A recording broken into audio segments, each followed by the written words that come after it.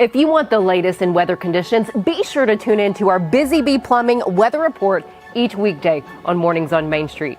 Brought to you, of course, by Busy Bee Plumbing, Heating and Air Conditioning.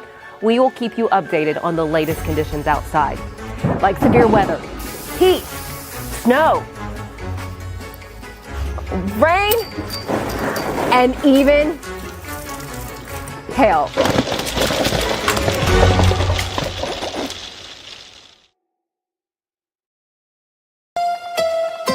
From the Tennessee Valley Weather Channel, this is your weather on Main Street.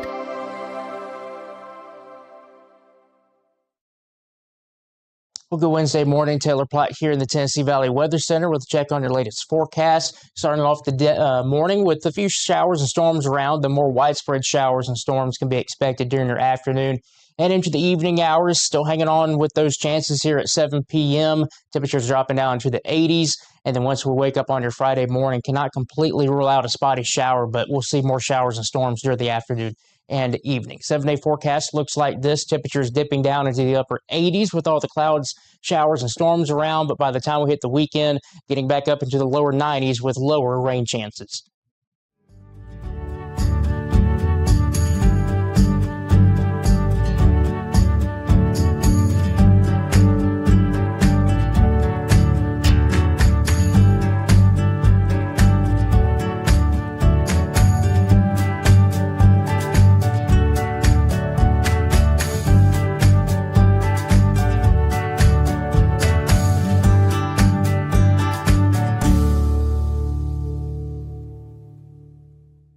Welcome to Mornings on Main Street. I'm your host, Stefanie Miller. Check this out. We know that pollinators come in different shapes and sizes, but it's the tiny bee that's going to teach all ages about pollinators at Nashville's Adventure Science Center with its 2 new active beehives.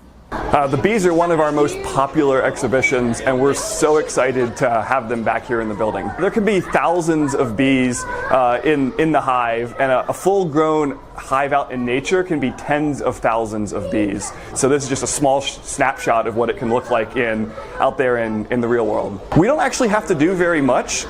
Like most wild animals, bees are able to take care of themselves. So we have a little bit of water available for them. Other than that, we just make sure they can access the outdoors, and they'll go out and they'll find food in the form of pollen out there and bring it back to the hive. Being able to display something as remarkable as the beehive is just wonderful. It reminds me of the sort of amazing complexity of the world around us that we only ever get to see these tiny little snapshots of. And being able to bring that and put it here on display for everyone is such a great thing. I hope that the kids are learning that we need to take care of our pollinator communities. All the things we see, flowers and trees, fruit trees, all of that is possible because of pollination. We want to make sure that we have habitats that support those pollinators so we can continue to enjoy the beauty, but also the great food that we get from our pollinator friends. Of course, there is so much more to experience at the Science Center. Youngsters 5 and under have a new space to enjoy at Nashville's Adventure Science Center. Coming up, how this early explorations area was designed to ignite curiosity while having fun for children 5 and under. Later on, the power of creating professional networks, how you can create opportunities for yourself and others. But first, let's get a check of our headlines.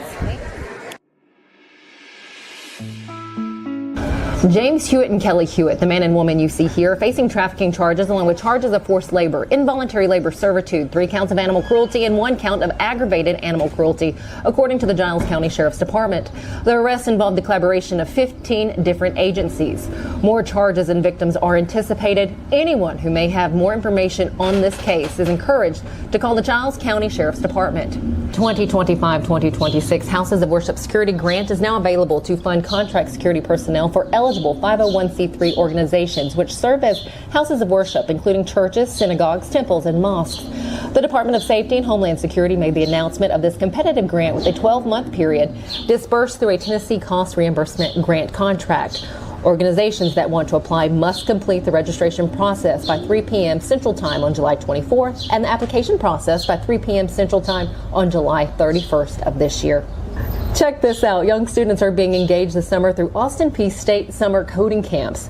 The program started 7 years ago with Bridget Cloud, now an instructor in the Department of Computer Science and Information Technology, initiated the camp as a student through a grant from Google. They taught in Unity and over the years added a wide range of content from scratch coding to Minecraft. Austin Rowland, a camp instructor, says that acclimating camp attendees to programming and game design was the main priority. Stick with us. We'll be right back. Deep in a forest at Nashville Zoo, new creatures here for you to view. Phantoms graced in black and white swing high in trees of dappled light. In rocky crags, tall and steep, small antelopes with nimble feet. A wise old man with beard of white, a sentry perched on stony height. Amidst it all, a hunter lies, with coat of gold and steely eyes. A new adventure just for you. Leopard Forest at Nashville Zoo. Open now. Busy bee, yeah, busy bee. If you need Hold on, y'all, hold on. I need to make a call. Hey, this is Brianna with Busy Bee. I'm giving you a call to let you know your technician is on his way. 833. Bee, oh, busy bee. Guys, not yet. Not yet. Busy bee, oh, Now I'm busy ready, bee. guys. Call 775-7833. Welcome back to the Adventure Science Center. We have a new space to highlight for you today here at Community Checkup. We are so lucky to have Morgan Rehnberg sit down with us once again. He is the Vice President of Exhibits and Experiences. First off, thanks for being here. Thanks for letting us be here. Absolutely. Welcome to Early Explorations, our new space for learners 5 and under and their families. Early Exploration. This is a really cool space. Yes. It's my favorite thing that we've worked on in years. You look around and there's just color and fun and things to do everywhere you look.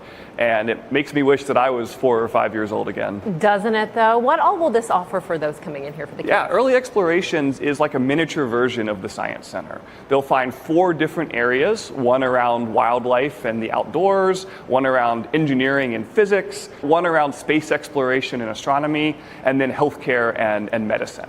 And so it's like a small version of the Science Center where they can come and have a great time. And then as they grow, they'll age up into the full Science Center where they'll find grown-up versions of all these experiences throughout the building. This is so exciting. All of the spaces here, it seems like the museum has gone through so much transformation in the past couple of years. Yeah, we're really working hard to bring new experiences to Nashville. We're looking one by one at all the spaces in the building, and we felt that an offering for our youngest visitors was really at the top of the list of things that we needed to work on, and I'm very happy to say that I think we've knocked it out of the park with this. And if you have a young kid and are coming here, I think you're going to have an unforgettable experience. Yes, and the Science Center has changed so much. When I was a child, it was Cumberland Science Museum, and it was very much a look, don't touch. This space defies all of that. Yes, it's touch, touch, touch everywhere you look. And in fact, one of the things we're really excited about in this space is that it's 100% screen-free.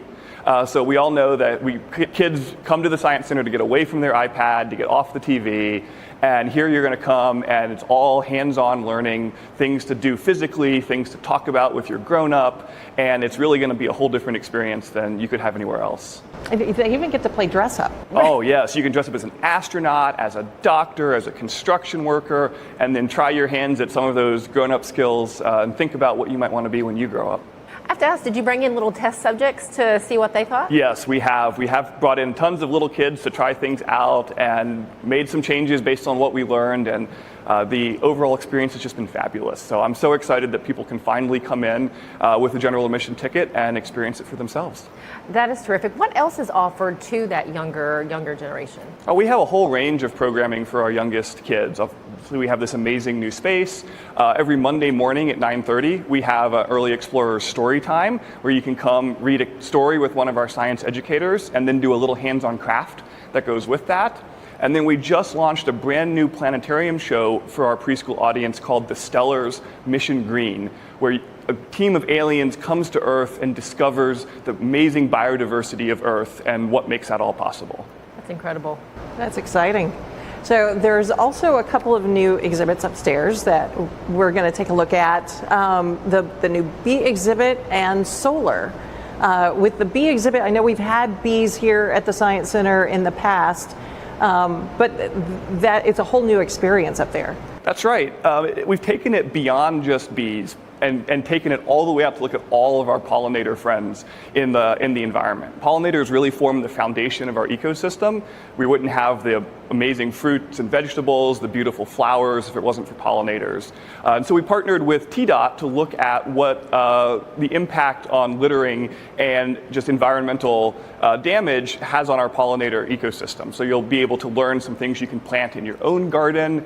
You'll be able to learn how bees communicate. You'll be able to see the amazing diversity of pollinators through actual specimens lent to us by MTSU.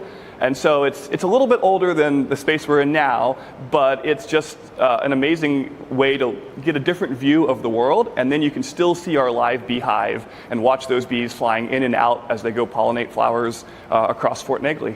That's awesome. That's fantastic. What else is in the works here at the Adventure Science Center right now? You guys are always coming up with something new. Yes, we've got a lot of amazing stuff in the offing. We've got some upgrades coming to our Fossil Frontiers Paleontology exhibition this summer. You'll see some new fossils and an amazing new hands-on experience that I can't wait for people to experience later this year. And then we're continuing to make progress throughout the rest of the building, as well as doubling down on some of our awesome events for adults. As I look around, I have to, coming back to the space that we're in now, what went into the design of this and who was behind it? Yeah, we have an amazing team of designers and builders here at the Science Center that work together to produce this. Everything you see around us is stuff that was created right here in Nashville. And so we really looked at the experiences that people have throughout the Science Center and wondered, okay, how do we scale that down to a level that's approachable if you're 2 or 3, just learning to walk, just learning to talk, but you still want to have that same experience that the big kids have. And we tried to match that to each of these spaces. Just curious on that. And I know right now you're in the middle of summer camp. For those who missed their chance to have their little one at summer camp here at the Adventure Science Center this year, how do they look ahead to make sure they get a spot next year? Yes, we have amazing camps throughout the year. We'll have camps on fall break, winter break, and spring break on the MNPS schedule, as well as a few individual holidays. You, of course, can look at our website, adventuresci.org, and we'll be posting openings for fall break camp relatively soon. Sweet, okay. That sounds great. Morgan, thank you so much for taking time to be with us today and share all of these wonderful exhibits. Can't wait for y'all to come back and see what we're working on. For anyone out there, this is really an all-age thing, the little ones, adults, just a great experience for all of us. But there is an event coming up in August, is that correct, for adults? Yes, August 8th, we have our next Way Late Play Date. It's an adult event where you can come, enjoy a cocktail, explore the building. This one's Jurassic Park themed. So playing into some of those changes we're making in our paleontology exhibition, you'll be able to be your own little paleontologist or big paleontologist as you explore the building and have a great evening of activities and drinks and food to enjoy with your friends. Missy, we need to come to that one. It sounds like fun. Check out the Adventure Science Center website for all the details of what's happening here at the center. It's such an exciting visit. I don't care when you come. Morgan, again, thank you. Stick with us. We'll be right back. At Delta Dental of Tennessee, we know our success begins and ends with providing superior quality service, and that includes serving those who need it most. This year, we're celebrating 25 years of giving back to the community we call home. Delta Dental, along with our Smile 180 Foundation, supports Tennessee's dental colleges and oral health education, children's hospitals, free and reduced cost dental clinics, and other like-minded charities.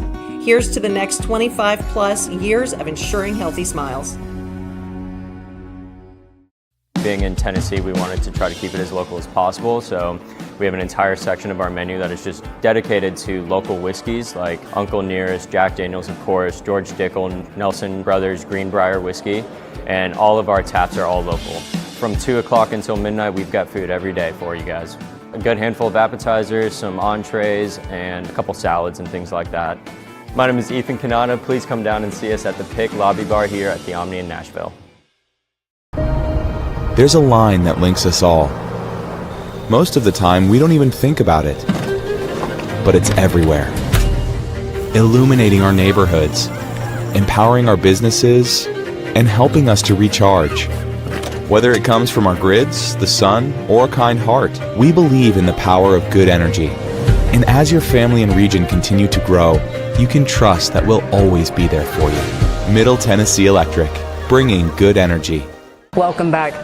Networking, like you see happening here and other events like it, are said to be beneficial and essential for career success. In fact, according to Consumer News and Business Channel, 70% of all jobs are not published publicly, and 80% of jobs are filled through personal and professional contacts. Hannah Price, founder of the real estate team Rise Collective in Clarksville, shares what she has seen in her decade of working in real estate and being a part of a number of networking opportunities.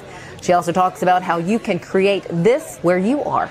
I have found that probably one of the most influential reasons for me being able to build the success that I have had is because of the community of Clarksville, but just the people that I have been able to meet. So I think when it comes to networking, I think there can be like the cliche, like, oh, networking.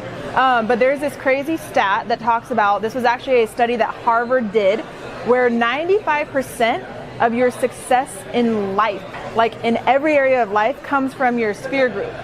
Sphere group being the people you spend the most time with in life. And where do you meet people? Do you just leave it up to chance that the person you're going to spend the most time with in life just happens to be whoever's sitting next to you or your neighbor?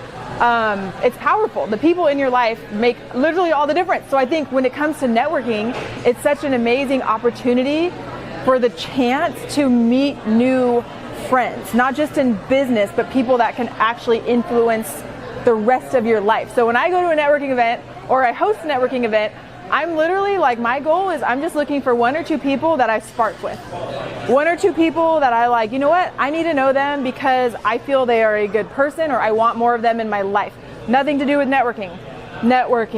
And so I think networking is so powerful for so many reasons, but it's a beautiful way to be able to just extend your network, and you never know where it can go from there and how that person might influence the rest of your life and become that 95% of whether you are successful or not. So cast all the nets, do all the networking, meet some like-minded people. How do you create a networking event? I think first is you have to be passionate about something. So whatever it is, if you are passionate about it, if it's meaningful to you, you're going to draw in the right people, and you can have something that's fun to do, that you are able to have aligned people that can come together on. So I think starting with something that you're super passionate about would be like the number one thing, and then maybe finding a few people that can do it with you to get the word out, and just don't be afraid to start small. It's okay if just a couple people at a coffee table. Then you grow it from there. Thanks, Hannah, for your time. And thank you for joining us here on this beautiful Monday. Have a great day. We'll see you back here tomorrow. Hey y'all, Cooking Savvy here. Let's talk springtime soups for a minute. I have a roasted tomato soup recipe that will make what's for supper a little easier. And y'all, the secret to taking this soup's tastiness up a notch is roasting the tomatoes with a mesquite seasoning. All you got to do is slice up tomatoes, onions, and garlic and place them in a baking dish. Sprinkle with garlic powder, onion powder, sugar, and that mesquite seasoning. Drizzle avocado oil over the top and mix well. Bake at 375 for about an hour. Then blend in a blender until it's smooth. Pour the tomatoes into a pot and mix in broth and whipping cream. Bring to a simmer and add salt and pepper to taste. Pair this with a grilled cheese sandwich and you will please even your pickiest of eaters. Now that's what I call a savvy bowl of springtime scrumptious. Please don't forget to hit like and subscribe. Until next time, I'll be doing my best at Cooking Savvy.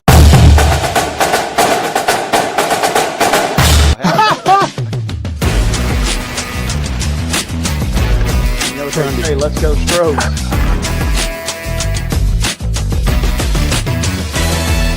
People are amazed at the variety and quality of guests we bring into Main Street Sports today. But when you've been in this business for nearly 40 years and you never throw away a phone number, it's pretty easy. Right, Wade? Absolutely. And Wynn agrees with me. Check out some of our guests featured on Main Street Sports today. Step back and catch my breath. But I expect nothing less from you, big boy. Let's get going. We make it work pretty good. So the fans are tremendous. It's fantastic. It was really amazing. Performance shoot. Yeah. From preps to pros, you never know who's going to stop by, so be sure to listen to and watch Main Street Sports today from 2 to 4 p.m. daily on the MSM TV app.